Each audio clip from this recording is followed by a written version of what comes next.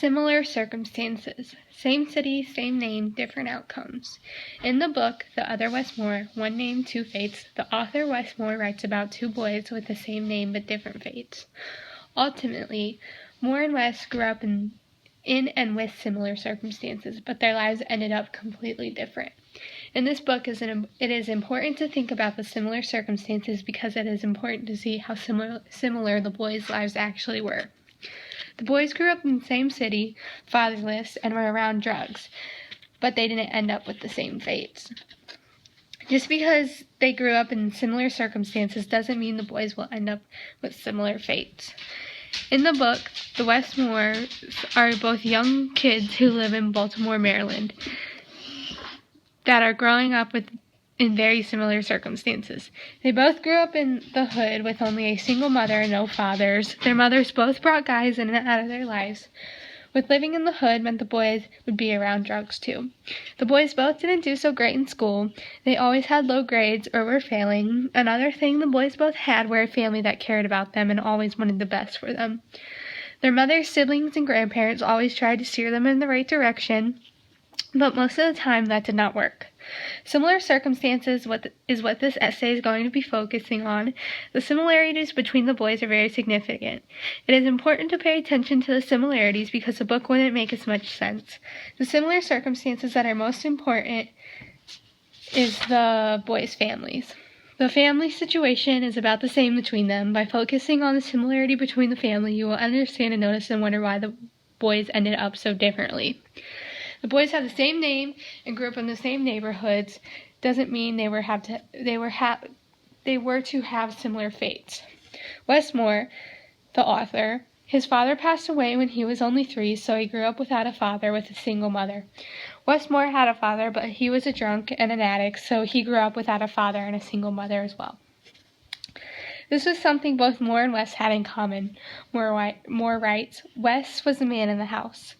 Then Moore also writes, she needed a man in the house.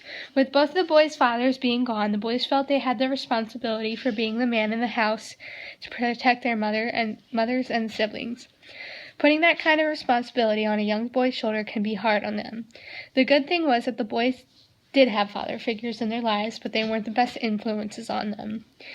Wes's father figure in his life was his drug dealer older brother Tony. Moore's father figure in the beginning of the story was the memories he had of his father. Wes's brother Tony tried to steer Wes right when he was still dealing drugs. Tony was a bad influence on Wes. Moore writes, if someone disrespects you, you send them a message so fierce that they won't have the chance to do it again, said by Tony to Wes. Tony encouraged Wes to do things that could hurt other people, unlike Moore's father. Moore's father taught him to be kind and respectful. Moore writes how his father told him, Main man, you just can't hit people, and particularly women. You must defend them, not fight them. Even though the boys both had father figures, Wes's figure wasn't great and didn't teach him right from wrong, but Moore's did. The boys' mothers were strong women and didn't let anyone hurt their family. Their boys were their babies and they meant the world to them. They are both very strong women because they have been through a lot. They both had drunk men who fathered their children. Moore's mom got married when she was a junior in college to a man named Bill. Bill turned out to be abusive, and Moore writes, if you try that shit again, I will kill you, said by his mother after Bill tried to abuse her. His mother was very strong, and Moore also wrote, my mom vowed to never let another man put his hands on her. From that moment on, she became the strong and stern woman that raised Moore. Wes's mother went through similar things with Wes's and Tony's father. Moore writes how Wes's mom was left. Mary was left with 2 alcoholic, abusive men who shared the DNA of her 2 children, but no husband or dad for her boys. With both of their mothers having similar trouble with men, it created strong women that would know how to discipline their boys. Throughout the book, the boys constantly get disciplined by their mothers, and their mothers weren't afraid to do it. When Moore starts acting up and starts becoming bad, his mother decides to send him off to military school so he can be whipped into shape. When Wes's mom found his drugs in her house, she went and dumped more than $4,000 of drugs down the toilet and told him, "I don't want to see it in here again." The mothers did not take any crap from their boys and always disciplined them when they did something wrong. They were good moms to their boys, and they loved and wanted the best for them. Moore and Wes's mother both valued education. They always wanted good education for their children. They wanted that because they never got the opportunity for good education. Clearly, both of the mothers want the best for their sons, and they want them to do something with their lives and not to live in poverty forever. The boys' mothers both made the boys attend school. Moore went to a fancy private school in the Bronx because his mother knew there wasn't anything good in the public schools there. Wes went to a public school in Baltimore because that's all his mother could afford. The boys still both failed and didn't care about school. Moore and Wes both had very loving families that cared about them. Something the boys both liked were their grandmas. Moore got to live with his grandma for a while they were still living in the Bronx. Wes got to visit his grandma every now and again when his mother would go out at night. They both loved their grandmas because they both spoiled them. Moore writes about how Wes liked going to his grandma's house because his father's mother spoiled him. Moore as well liked going to his grandmother's house because they spoiled us like crazy. The boys' grandmothers spoiling them both gave them a good feeling and they liked it. It's good to be spoiled sometimes, and that is just what grandparents do. I know mine do. Grandmas spoiling them allowed them to take their minds off of the lives they had.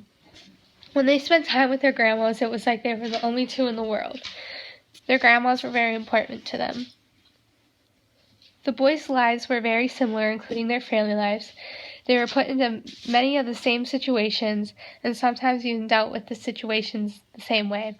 The question is, how did the boys end up so differently if they had many similar circumstances? Being fatherless, growing up in Baltimore, having a single mother, and constantly living in poverty all played a big factor in why the boys ended up so differently. One ended up successful, and one ended up in jail. But some ask how and why. The similar circumstances play a factor in answering those questions. The boys ended up so different because one had drive and wasn't a follower and didn't care what other people thought of his image. Moore, the author of this book, was a boy with a drive. He wanted to make his mother proud and also his father and grandparents. After his mother sent him off to military school, he found his path and he took it. He began to excel and he liked it. He wanted to better himself now for him, not just his family. Moore ended up graduating, joining the Army, and then even going to college and even graduating college with his master's. Moore ended up so successful because he had drive and he wanted to be successful. Wes, on the other hand, didn't end up successful at all. He ended up just like his brother Tony, a big drug dealer in the game. He ended up like that because he had no drive, and when he did, he would just crush his own dreams. Wes thought all he could ever do was be a drug dealer, nothing more, because everything else was too hard to do. Wes didn't fail because his mother or Tony. He failed because he didn't believe in himself and have that drive like Moore did. If he did have the drive and willpower, there would be two very successful Wes Moores from Baltimore, not just the one. Wes failed because he failed himself. Growing up in the hood blocks away, the two boys named Wes Moore ended up with completely different lives. They both grew up in Baltimore, they both didn't do well in school, and they both had drugs in their lives. Their lives were filled with similar circumstances, but they ended up completely different. The question of why the boys ended up so different might run through your head. They ended up differently because Moore believed in himself, unlike Wes. Growing up in a drug poverty-filled city shouldn't hold the kids back. They shouldn't grow up believing they are going to end up like Wes or his brother Tony. They need to be taught that they can be whatever they want and let nothing hold them back. If they want something, they should go for it. The sad thing is that kids are not taught this. They are taught and witnessed that you do whatever you need to do to get through life. There's no successful people from Baltimore. They are taught they do not have freedom. We need to teach them that they do have that freedom. The boys grew up in similar circumstances, but that doesn't mean they ended up the same. Wes Moore, the author, was taught about his freedom, and that is why he was so successful in life.